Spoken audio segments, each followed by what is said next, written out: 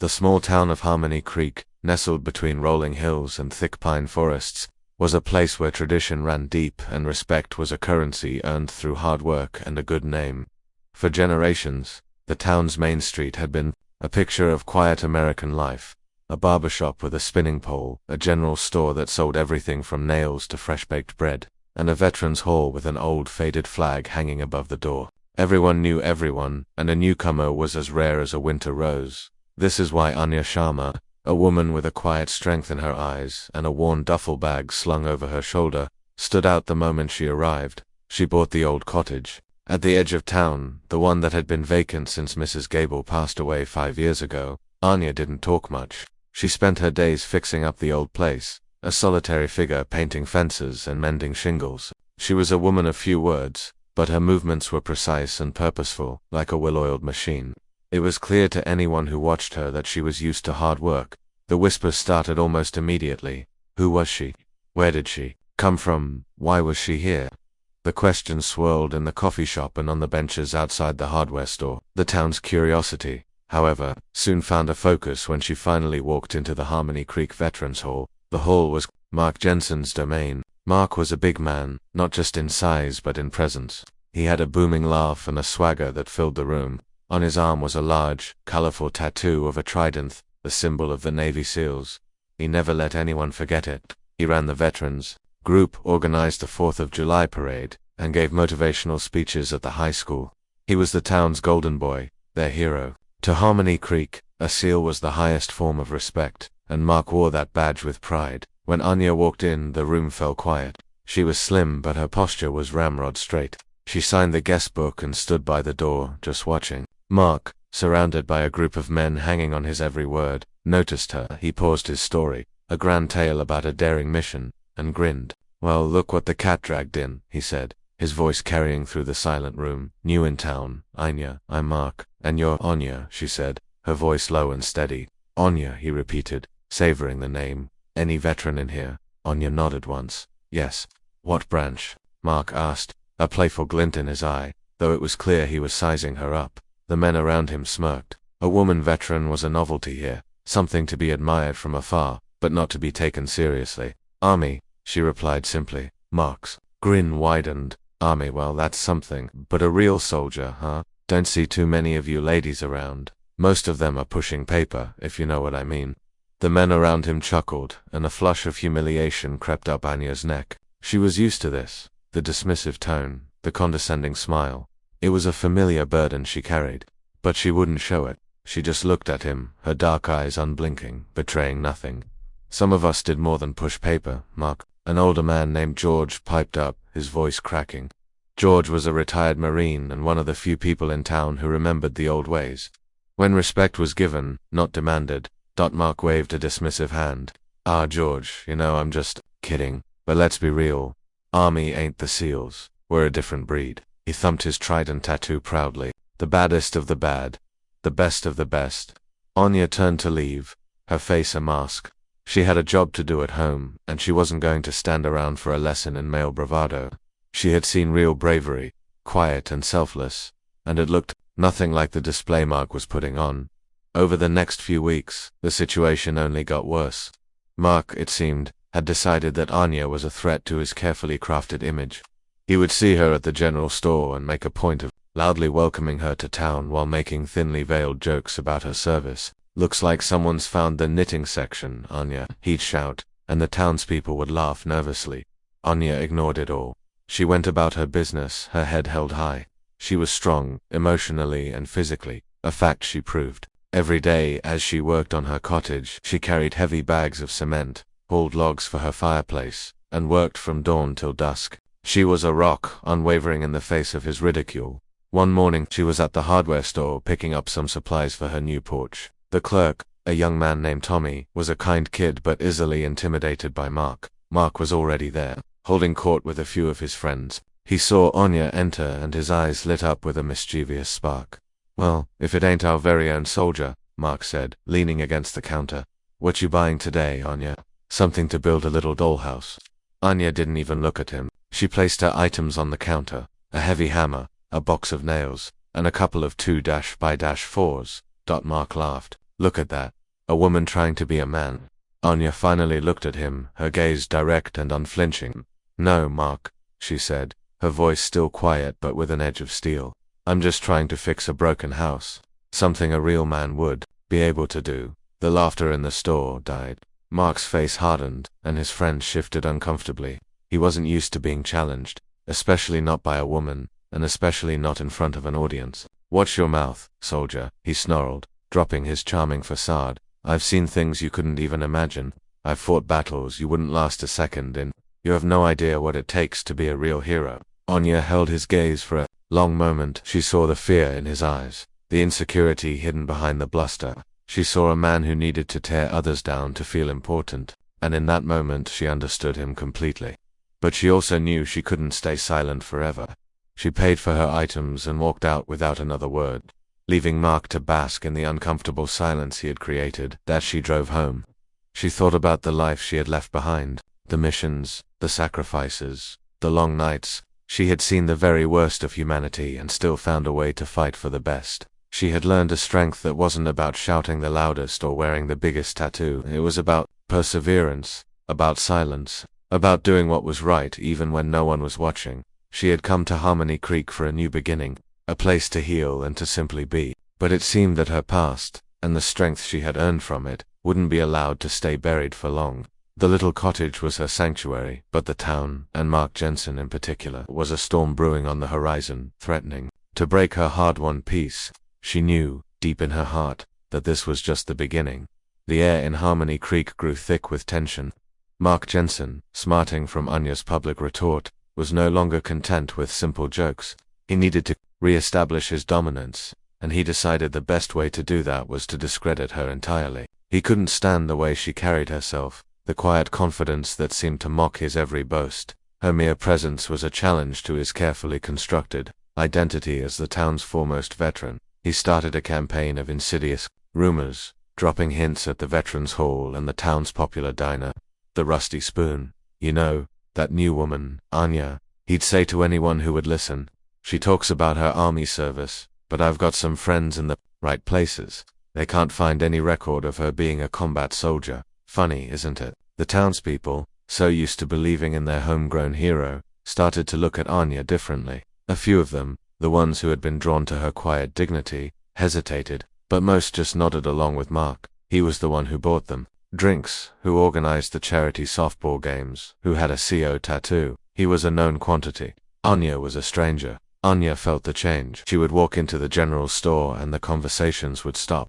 People would look away when she passed. The town that had once been simply curious was now suspicious, and that suspicion had a sharp, cold edge. She felt the isolation keenly, but she refused to let it break her. She had endured worse things than gossip. One afternoon, she was hauling a new fence post from her truck when her neighbor, an elderly woman named Martha, shuffled over. Martha had always been kind, offering her a pie a few weeks earlier. Anya dear, Martha said, her voice low, Mark's saying some things about you. Anya paused her work, wiping her brow with the back of her hand.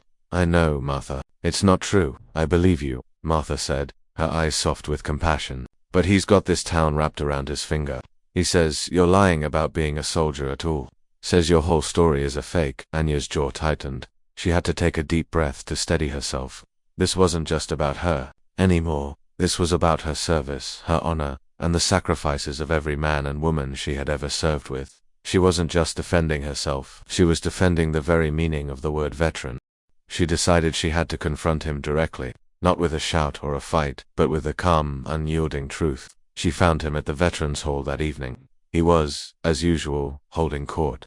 She walked up to the bar where he sat, and waited for him to acknowledge her. He pretended not to notice, continuing to laugh loudly at a joke. Finally she spoke, her voice cutting through the noise.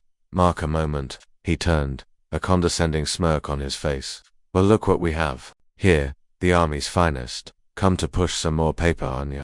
The men around him chuckled, but Anya didn't even flinch. I want you to stop spreading lies about me, she said. Mark's smirk faded, replaced by a cold, hard stare. Lies, honey. I don't lie. I'm a SEAL.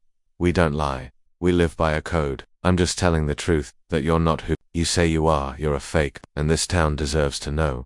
Anya leaned in, her eyes locked on his. You think you're a hero, Mark? A hero is a man who doesn't need to tell everyone he's won. A hero doesn't tear others down to make himself look good. A hero serves in silence, and he never, ever claims to be something he's not. The words hit him like a physical blow. The color drained from his face. His friends watched in stunned silence. Anya had just questioned his entire identity, and he had no idea how to respond. He stood up, his chair scraping loudly across the floor. He towered over her, his hands balled into fists. You have no idea who you're talking to, he snarled. I've killed men with my bare hands. I've seen things that would make you curl up and cry. Don't you dare talk to me about what a hero is. Anya held her ground, her gaze unmoving. I'm not afraid of you, Mark. I've seen things, too. And I've never had to brag about them. The air was electric. Mark's friends started to get up, a few of them looking worried.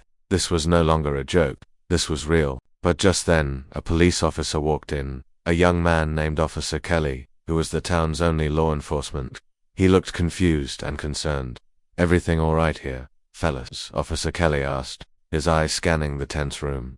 Mark immediately relaxed, plastering his charming grin back on his face. Just a little friendly disagreement, officer. Nothing to worry about. Our new friend here just needs to learn a little respect. Anya said nothing. She knew she had made her point, and she had seen enough of Mark's true nature to know that this was far from over. As she walked out of the hall, she felt the fire of injustice burning in her chest.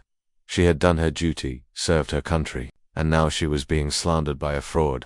She wouldn't let it stand. She wouldn't just fix her house, she would fix the broken respect in this town. The days that followed Anya's public confrontation with Mark were filled with a deepening chill. The town of Harmony Creek had chosen its side, and it wasn't hers. People would actively cross the street to avoid her. The general store clerk would ring up her items without a word. She was a ghost in a town that had once been so welcoming, a pariah in a place that claimed to honor its veterans. Mark Jensen, sensing a victory, became even more brazen. He began to escalate his campaign, no longer content with just words. He'd drive by her house slowly, his truck engine rumbling, and wave with a condescending smile. He'd leave anonymous notes on her porch, crudely drawn pictures, and childish insults. He was pushing her, trying to break her, to prove to everyone that she was a coward, just as he claimed. Anya knew what he was doing. She had seen this kind of psychological warfare before, but in a different context. She refused to give him the satisfaction of a response. She kept working on her house, her movements still precise and purposeful. The cottage was almost finished, a symbol of her resilience. She was building a new life, and he wasn't going to tear it down. The breaking point came at the town's annual summer festival. It was a big deal in Harmony Creek, a day of food, music, and a charity auction to raise money for local causes. Mark, of course, was the master of ceremonies, holding a microphone and basking in the town's adoration. The auction item everyone was buzzing about was a framed picture of a SEAL team, signed by Mark himself. Anya, despite everything, decided to go. She knew she couldn't hide forever. She walked through the crowded park, a solitary figure in a sea of families and friends. As she stood near the back, watching the festivities, she saw Mark on the stage, his face flushed with pride. He was in the middle of a speech about service and sacrifice, and we all know what real sacrifice looks like. He boomed into the microphone, his eyes scanning the crowd until they landed on her. He paused, a wicked grin spreading across his face. We all know what it means to put your life on the line for your country. It ain't about pushing paper. It's about blood and sweat and doing what it takes. It's about being one of the best. He pointed to his trident tattoo. This, he said, this is the mark of a true warrior. A mark that proves you've been to hell and back. Anya felt a cold rage build inside her. It wasn't about her anymore. It was about the men and women who had truly sacrificed everything, whose faces were now a silent scream in her memory. He was using their honor as a prop for his own ego, and it was a desecration. She couldn't stay silent. She started walking toward the stage, her movements slow but deliberate. She was a storm, gathering strength. The crowd noticed her and a hush fell over the festival.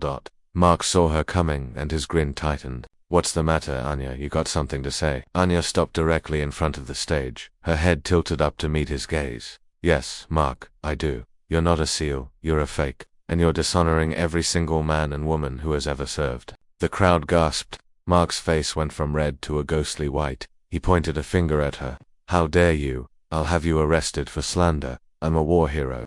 You're a fraud, Anya repeated, her voice ringing with clarity and conviction. "I've seen your service record. I know what you did, and I know what you didn't." This was too much for Mark. He leaped off the stage, his face a mask of pure fury. He grabbed her arm, his grip surprisingly strong. "You have no right to talk about things you don't understand," he shouted, yanking her arm. Anya, years of training kicking in, reacted instinctively. She twisted her arm free and pushed him away. Hard. Mark, unprepared for her strength, stumbled backward and fell to the ground with a grunt. The crowd recoiled, a collective gasp echoing through the park. In that instant, Officer Kelly, who had been enjoying a hot dog, rushed forward. He saw only one thing: Mark Jensen, the town hero, on the ground, and Anya, a woman the town had come to distrust, standing over him. "Anya, what did you do?" Officer Kelly said, his voice laced with disappointment. "He grabbed me," she said, her voice steady. "I defended myself." Mark got up, brushing the dust off his jeans. He looked at Officer Kelly, his eyes full of faint pain. "She attacked me, unprovoked. She's a dangerous liar." Officer Kelly sighed, his shoulders slumping. He looked from Mark to Anya, and the choice was clear. The town was Mark's. He couldn't go against him. He pulled out his handcuffs.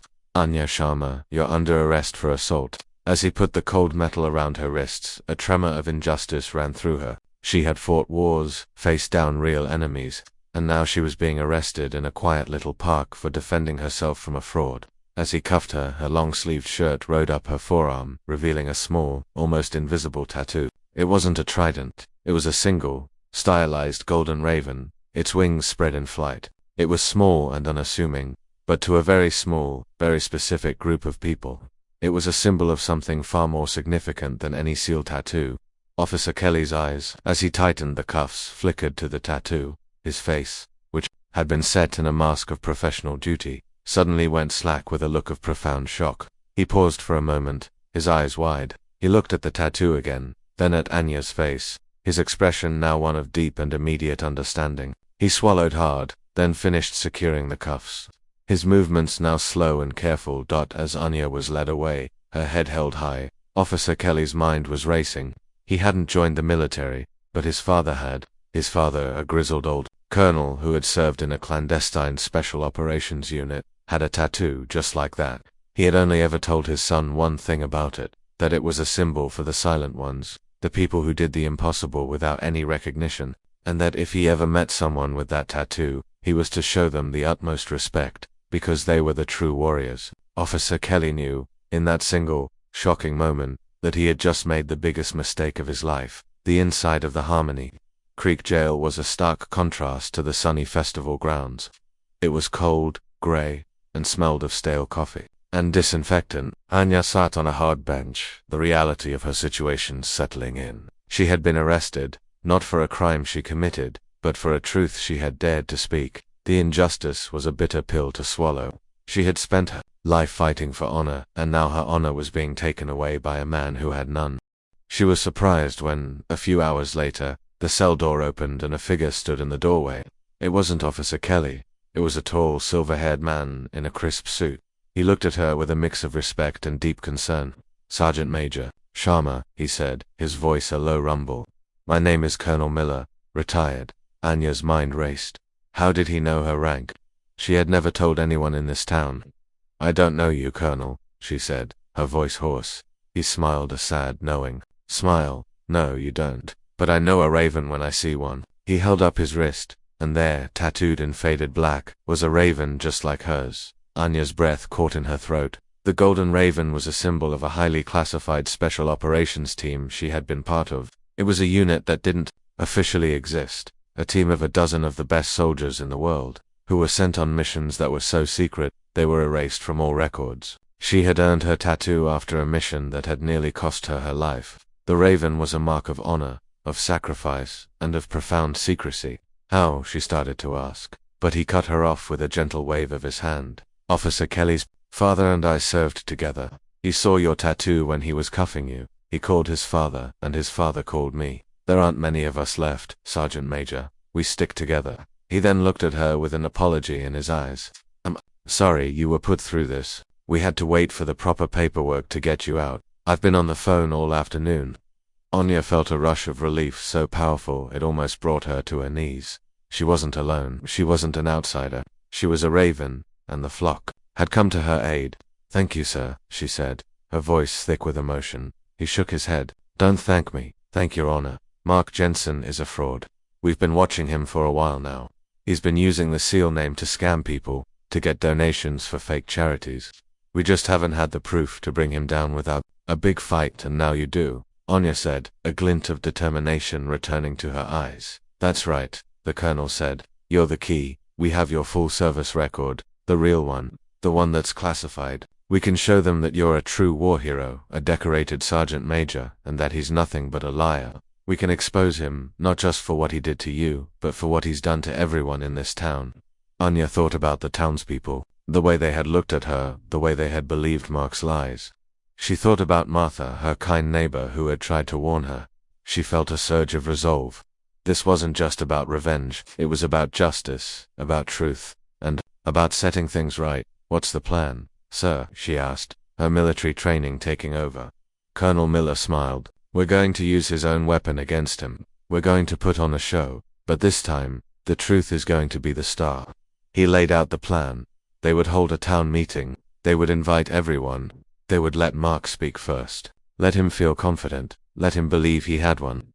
And then, they would pull the rug out from under him. They would present irrefutable evidence. A picture of Mark Jensen from his time in the Navy, not as a SEAL, but as a cook on a supply ship. They had his real service record, showing he had never even completed basic training for any special forces. They would also reveal his fake charity, showing how he had been pocketing the money from the donations. But the most powerful part of their plan involved Anya. She wouldn't just be an accuser. She would be the proof. Colonel Miller had brought a few of the other ravens with him, men and women who would stand by her, their own tattoos a silent testament to her courage. They were going to show the town what a true hero looked like. And it wasn't Mark Jensen. Anya walked out of the jail a free woman. Not just from the handcuffs, but from the shadow of Mark's lies. She was a raven, a warrior, and now she was on a mission. Her destination wasn't a faraway country, but a quiet, sleepy town called Harmony Creek, where the real battle was just about to begin. She felt a powerful sense of purpose, a fire in her belly that had been dormant for too long. She was going to fight for her honor, and in doing so, she was going to fight for the soul of the town. The next evening, the Harmony Creek Veterans Hall was packed to the gills. Word had spread like wildfire that something big was happening.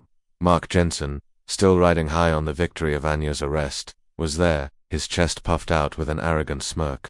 He was basking in the town's attention, already crafting the story of how he had brought down the dangerous liar. He was standing on the small stage, basking in the applause, when Colonel Miller, still in his crisp suit, walked in. The colonel wasn't a local, and his presence immediately turned heads. He walked up to Mark and, without a word, took the microphone from his hand. "Good evening, everyone," the colonel said, his voice commanding and clear. "My name is Colonel Miller, and I'm here to set some things straight." Mark looked furious. "Who do you think you are, old man? This is a private meeting. Get off my stage." The colonel simply held up a hand. "I think you'll want to hear this, Mark, and I think everyone in this room will too. I'm here on behalf of Sergeant Major Anya Sharma." A hush fell over the room. Anya, dressed in a simple blouse and jeans, walked in and stood by the door, her posture once again ramrod straight. She wasn't a victim, she was a witness. The colonel began his address. He spoke in a calm, measured tone, revealing the truth bit by bit. He started with Mark's military history. "Mark Jensen's service record is a matter of public record," he said, and then, with a click of a button, a screen behind him displayed a large image of Mark's service records. Mark Jensen was a cook, serving on a supply ship. He never completed basic training for any special forces unit. He never earned the trident. He is not a SEAL. The room erupted in a furious murmur. The townspeople looked at Mark, then at the trident tattoo on his arm. Mark's face was pale, his bravado crumbling. "This is a lie. I'm a hero. He's a liar," Mark screamed, but his voice was shaking. The colonel ignored him. "This tattoo," he said, gesturing to the trident on Mark's arm, "is a sacred symbol of a sacrifice and a service that this man has never known. It's a stolen badge of honor." He then looked at Anya, and a respectful silence fell over the room. "The true hero in this town," the colonel said, "is Sergeant Major Anya Sharma." He then spoke of her service, not in vague terms, but with the specific, chilling details of a career spent in the shadows. He didn't use the full names of her missions, but he spoke of her bravery, her leadership, and her sacrifice. He showed them a picture of her in uniform, her face streaked with dirt and determination. He then showed them a picture of her arm with a small, elegant golden raven tattoo. "This," he said, his voice full of a quiet reverence, "is the mark of a true warrior. It is the golden raven, a symbol of a highly classified unit that does the work no one else can. The work that gets erased from history. We don't talk about it, we don't brag about it, we simply do it." Just then, two more men walked in. They were both in their late 60s, but their movements were still sharp and their eyes were still keen. On their own arms, barely visible, beneath their shirt sleeves, were tattoos of the golden raven. They walked over and stood on either side of Anya, a silent, powerful testament to her truth. The sight of the three ravens standing together, a picture of quiet, dignified strength, was a final blow to Mark Jensen's facade. He looked at the faces of the people who had adored him, and he saw only betrayal and disgust. He looked at Anya, and he saw not a woman, but a force of nature, a silent storm he had foolishly tried to break. He was a small man in a small town, and he had just tried to stand against an entire army of quiet heroes. The colonel then presented the final piece of evidence, bank statements showing that Mark had been using the fake charity to funnel money into his own private account. The truth, once a gentle flame, was now a roaring fire, consuming every last bit of Mark's reputation. A week later, Mark Jensen was gone. He had left Harmony Creek in disgrace, a broken man with nothing but his shame. His house was put up for sale, his veteran's hall seat was empty, and his name was a curse whispered by the townspeople who felt foolish for having believed him. Anya, however, was no longer a stranger. The town came to her one by one to apologize. Officer Kelly was the first, his face a mask of regret. He explained how his father had told him about the tattoo, and how he had been the one to call the colonel. He told her she had taught him a lesson he would never forget. Anya's cottage was no longer a symbol of her solitude. It was a home, built with her own two hands and surrounded by a community that had finally seen her for who she was. She was a hero not because of a grand speech or a loud boast, but because she had endured, she had sacrificed, and she had never compromised her honor. Her journey had not been for fame, but for justice. She had earned her place in Harmony Creek, not with a tattoo on her arm, but with the strength in her heart. And for the first time in a very long time, Anya Sharma felt a peace that was deeper and more lasting than any victory she had ever known.